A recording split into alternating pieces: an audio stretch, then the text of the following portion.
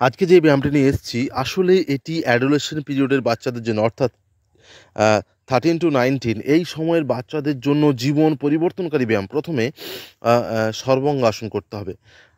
সর্বাঙ্গ আসন এবং তারপরেই মৎস্যাসন। এই দুটি আসন অ্যাডোলেসেন্ট পিরিয়ডের বাচ্চাদের জন্য কিন্তু অত্যন্ত ভালো।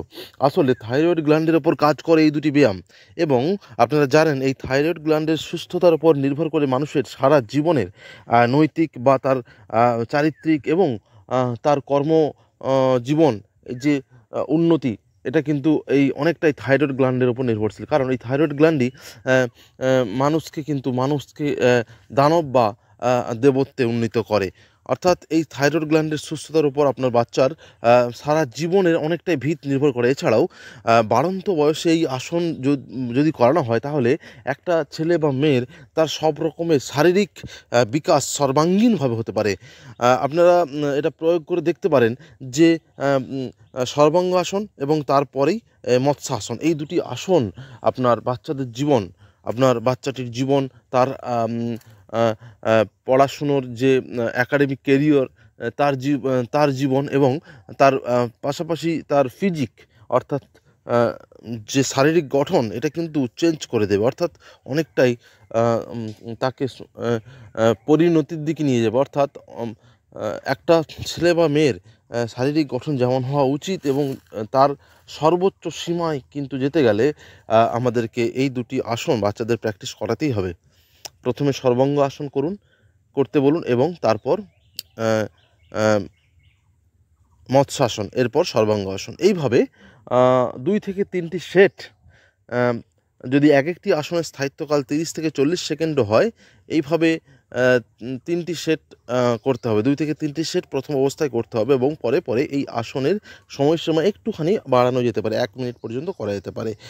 তো এইভাবে এই দুটি আসন কিন্তু প্র্যাকটিস করেন, এগুলি খুবই উপযোগী। আসন অভ্যাসের পর শবাসন করতে ভুললে চলবে না। শবাসনও একটি অত্যন্ত গুরুত্বপূর্ণ, অর্থাৎ আসন শেষ হবার পর শরীরকে সাম্যাবস্থায় ফিরে যেতে সাহায্য করে। শবাসনের অবস্থায় শরীরকে একদম শিথিল করে ছেড়ে দিতে হয়, যাতে কিনা শরীর ব্যায়ামের পূর্বের অবস্থায় পুনরায় যেতে পারে। তাই শবাসনকে হেলা করবেন না।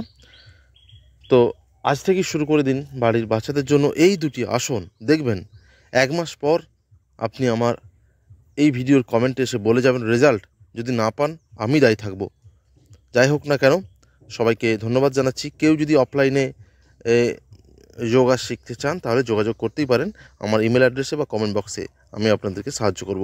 আমাদের অফলাইন অনলাইন দুটো যোগা ক্লাসই চলে। অনলাইনে আপনাকে অ্যাড করে নেব। ধন্যবাদ। তো এখানে আরেকবার দেখি, আরেকটা সেট এইভাবে শবাসনের পর আরেকটি সেট করছি। খেয়াল রাখতে হবে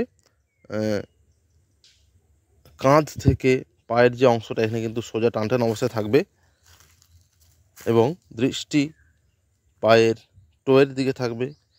শ্বাস প্রশ্বাস স্বাভাবিক হবে এবং নামার সময় ধীরে ধীরে এইভাবে পাটা নামাবেন এবং তারপর সর্বাঙ্গাসনের পর ধীরে ধীরে পা দুটিকে পদ্মাসনের মতো করে নিয়ে এসে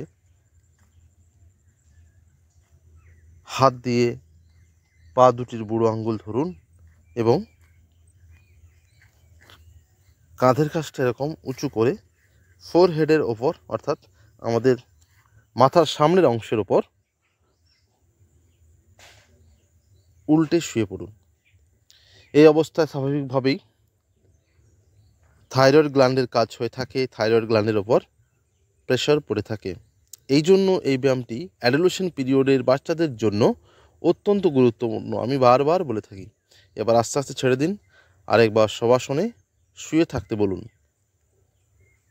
শবাসনে শুয়ে থাকার সময় আসলে ঘাড় কাত করে থাকাই ভালো।